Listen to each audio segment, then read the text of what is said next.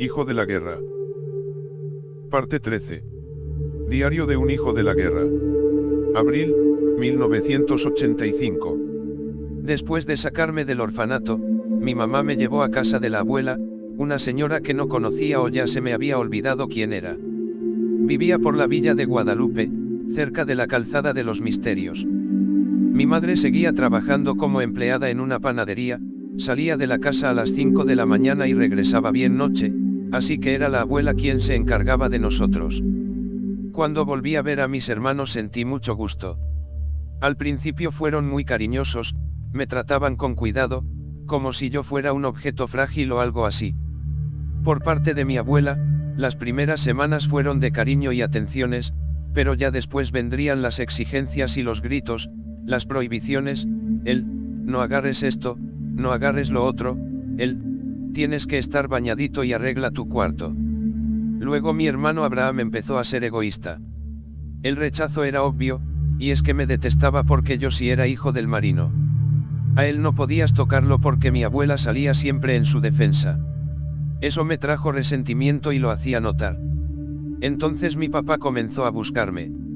Nos citábamos en la calle y llegaba como siempre, bien faramayoso, con su carro y sus armas. Llamaba la atención de los vecinos, algunos lo admiraban y otros se molestaban. Siempre venía el reclamo en contra de mi abuela, pero cada vez me daba dinero para ella. Se puso a insistirme con que regresara a vivir a Tepito, había vendido la casa de Ecatepec, estaba de vuelta en la vecindad de Jesús Carranza y había mandado a volar a la estilista, la tal Violeta. ¿Qué haces aquí?, me decía. Vente conmigo que vas a estar muy bien, no te va a faltar nada, lo que quieras te lo voy a dar, o sea, el marino siempre me daba por el lado económico. Un día estábamos comiendo algo que había preparado mi abuela y ella agarra y a mis dos hermanos les sirvió un plato grande, pero a mí solo me dio 2 tacos, casi sin carne y eso sí, con un chingo de frijoles. Me ofendí. ¿Por qué las pinches diferencias?, pensé, pero no dije nada. Y vino lo peor. Que no te paras de la mesa hasta que acabes. Sentí odio, coraje y se hizo evidente en mi modo de comer. La vieja neurótica se me echó encima y me caí de la silla. Era una ñora cabrona, de esas aguerridas que se criaron, a la antiguita. Salí de la casa y me quedé chillando en la banqueta. Había cerca una tienda y el dueño me preguntó qué tenía, hubo más llanto cuando le conté. Me regaló unos pastelillos, los famosos submarinos, y también 25 pesos. Con esto vete a comer, me dijo. Pensé en mi papá y pues me las arreglé para llegar en taxi hasta Tepito. Pinche vieja ojeta, me habría gustado no volverla a ver. No era banda suya, eso lo entendí a la perfección. También, que mi mamá no tenía otro lugar donde vivir. Era casi de noche cuando llegué al 69 de Jesús Carranza. El taxi cobró más de lo que yo llevaba, pedí que me aguantara mientras iba a buscar el resto. Como nadie me abría en casa de mi papá, subí a la azotea y allí esperé hasta que el carro se marchó. A las 11 de la noche apareció el marino, acompañado por otras 4 personas. Se sorprendió al encontrarme acurrucado contra la puerta de su casa y me pidió ayuda para descargar unas televisiones. Al terminar nos quedamos solos y le conté que su pinche suegra me había tratado mal. Me preguntó si mi mamá sabía que había escapado y le dije que no.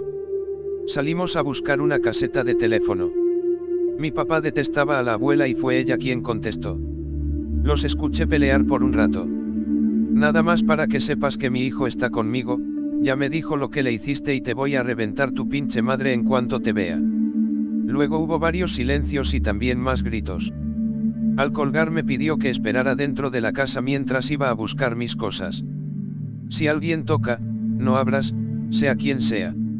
La puerta de la casa de Jesús Carranza tenía 6 cerraduras y es que ese lugar era también la bodega donde mi papá guardaba dinero y aparatos nuevos, grabadoras, estéreos de auto, televisiones y otras cosas. Antes de marcharse dijo que podía agarrar una consola de vídeo, yo tomé la que me pareció más grande y la conecté a una televisión que había en la sala. Cuando regresó, ya estaba dormido. Esa noche volví a vivir con el marino. El elefante. Marzo, 2000. Cuenta que, después de lo sucedido en el burdel de Ciudad Victoria, como castigo lo trajeron viajando por todo el país, recogía mercancía en la frontera con Guatemala, llevaba dinero a Tampico, luego lo enviaban a Veracruz, a Cancún y de vuelta a Reynosa. Pasó por su cabeza mandar todo a volar, y es que, después de tanto esfuerzo, le parecía injusto haber terminado de fletero de lujo, pero fletero. Había ocasiones en que conducía por más de 10 horas. No recuerda quién le recomendó tomar Benzedrina, un medicamento que sirve para quitar la gripa y que los choferes de tráiler consumen en cantidades grandes cuando quieren ahuyentar el sueño. El problema de ese remedio es que cuando se cometen abusos, la persona puede padecer alucinaciones. Creyó que algo así le estaba sucediendo en un viaje a Veracruz, era de noche y se topó con un tremendo elefante a la vuelta de una curva muy cerrada. Juró que el animal era cosa de su imaginación y solo para probar que era capaz de vencer los efectos de la Benzedrina estuvo a nada de embestirlo con su camioneta, pero un segundo de sensatez los salvó a los dos. En vez de arriesgarse, orilló la unidad y bajó a inspeccionar. Era obvio que un animal como ese no podía andar suelto en aquellas cumbres frías, pero del otro lado de la cuesta resolvió el misterio. El personal de un circo corría de un lado para otro, tratando de recuperar a varios animales que habían escapado de sus jaulas debido a un accidente de carretera. Con el estómago doblado de risa, ayudé cuanto pude para que esas bestias, incluido el elefante, regresaran al lugar de donde habían salido. Al día siguiente debía encontrarse con el hermano de Osiel Cárdenas en el puerto de Veracruz. Pensó contarle su aventura, pero esa persona no andaba con ánimo de camarada. Según esto, había yo tardado demasiado y por eso debió retrasar una cita con el M. Puro farol, porque no lo encontré solo sino acompañado de 2 golfas que no estaban mal, y varias latas vacías de cerveza. Por más hermano del señor que fuera, no iba yo a permitir una humillación frente a esas viejas. Dice que esa vez Tony Tormenta le ordenó tomar camino para que llevara a Reynosa 5 tambos con químico. Allá estaban esperando el material y debía viajar lento porque corría el riesgo de que los líquidos se desparramaran. Al final tardó más de 15 horas. Únicamente detuvo el vehículo para cargar gasolina y también un par de veces para reportarse con los encargados de los retenes militares. Presume que se volvió experto en eludir la revisión de la unidad. Las identificaciones del gobierno servían, pero también la labia para dirigirse al personal. Tiene memoria de que el lugar donde debía llevar esos líquidos estaba a unos 20 kilómetros de Reynosa, al norte del libramiento que va al mar. Era una granja conocida como La Candelaria. Afuera halló 2 carros viejos ocupados por varios sujetos armados. En cuanto dio su nombre lo dejaron pasar unos campesinos ascendidos a guardias de seguridad, y una vez dentro le tomó más de 10 minutos dar con la construcción principal. Era peligroso que esos jodidos tuvieran cohetes tan sofisticados. Si no se les daba instrucción, esos pinches indios provocarían otra revolución mexicana. Cuando estacionó la camioneta, 3 sujetos le ayudaron a bajar los químicos, usando diablitos para transportar los tambos a la nave principal de la granja. Hacía mucho calor, unos 35 grados. Adentro había aún más gente, por cada guardia contó unos 10 empleados. Todos eran menores de edad. Unos manejaban goma de opio, otros cortaban o empaquetaban cocaína. Atrás localizó un área dedicada a limpiar el polvo blanco con químicos como los que había transportado. No tuvo oportunidad de hablar con los trabajadores de la Candelaria, pero se apreciaba que comían y dormían mal, también que muchos no eran mexicanos sino centroamericanos, a quienes les estaba prohibido salir de ahí. Después de asomarse por la instalación, los encargados le dieron de comer un plato de carne seca. Me habrán visto bastante jodido luego de aquel ir y venir de días. Hubiera querido recuperar el sueño con una siesta, pero la compañía tenía previsto otro viaje. El M dejó dicho que lo alcanzara cuanto antes en un rancho cerca de Tampico. De nuevo emprendió camino. Esta vez enganchó un remolque vacío, de los que normalmente se utilizan para trasladar caballos, pero el armatoste tenía un fondo doble con muchos dólares escondidos. Le dijeron que corría prisa porque el patrón había comprado armamento y debía pagarlo pronto. En el camino desde Reynosa hasta Tampico no tuvo que detenerse porque estaba vacío el retén de la Y. Supuso que Osiel habría movido los hilos para evitarle contratiempos. El rancho de Tampico era muy grande, se necesitaban más de 30 elementos para custodiarlo y casi todos los que vio aquella noche eran policías municipales. Asegura que así funcionaba cuando el M visitaba sus territorios, la autoridad le daba trato de alto funcionario.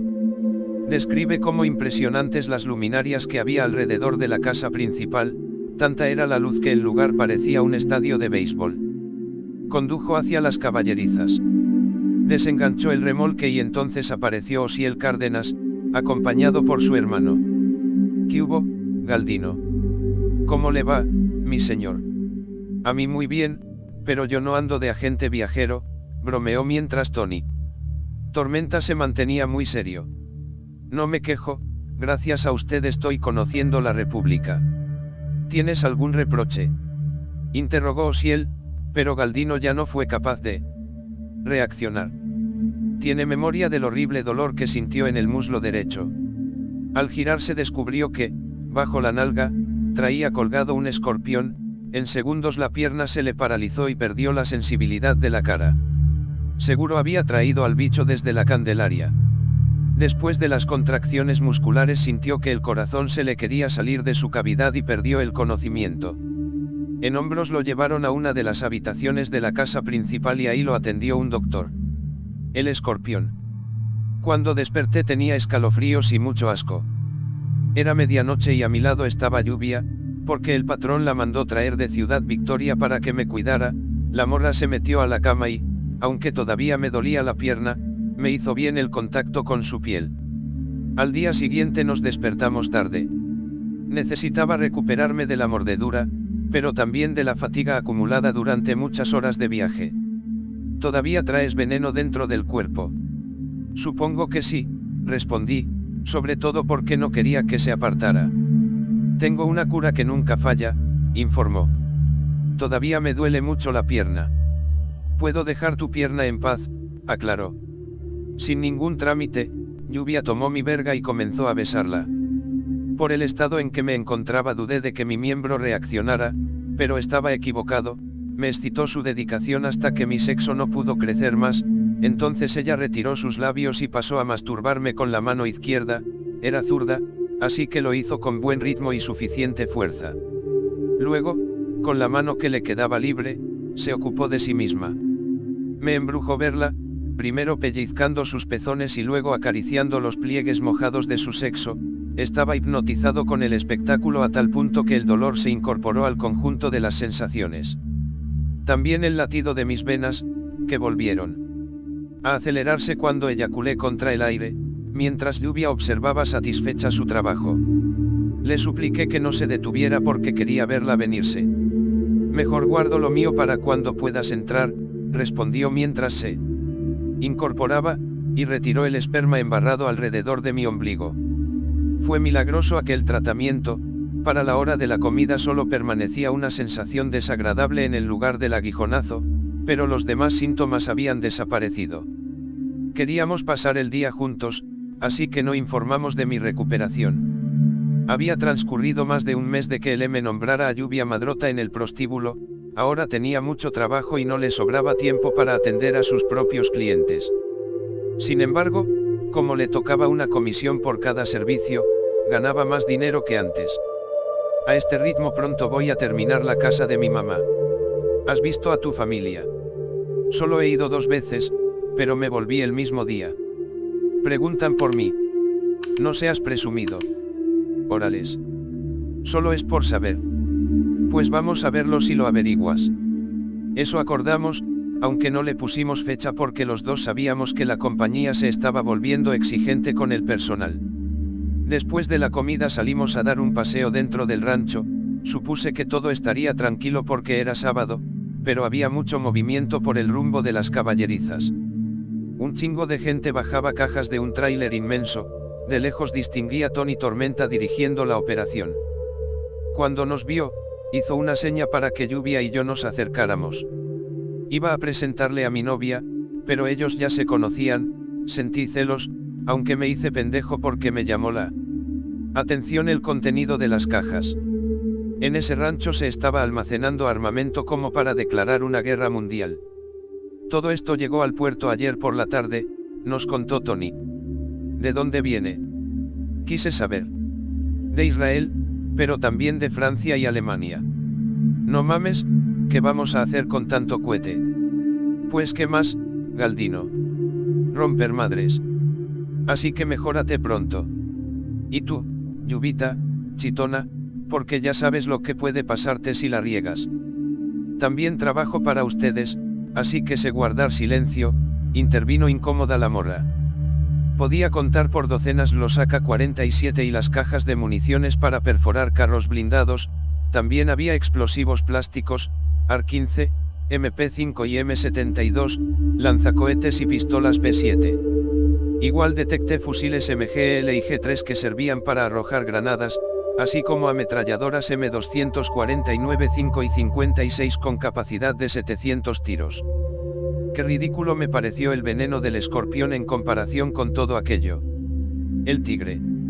Esa misma tarde Lluvia recibió una llamada urgente del burdel, un político muy importante iría de visita con otros colegas, y había pedido que se cerrara la casa para mayor discreción. Ella no podía poner en riesgo su puesto, así que nos despedimos a prisa. Recuerdo que tuve un mal presentimiento y decidí preguntar a mis santos por ella, porque ninguna mujer me había querido de esa manera. Llevaba siempre conmigo los opals y el tablero de IFA dentro de la mochila militar. De regreso a la recámara donde me estaba quedando, encontré a Osiel y a su hermano tomando whisky en la sala de la casa. Me habría gustado seguirme de largo porque necesitaba descansar, pero hubiera sido descortés con el patrón. Antes de ese momento pensaba que ninguno de los dos sabía de mi religión, me equivoqué, porque en la compañía muchos estaban al corriente.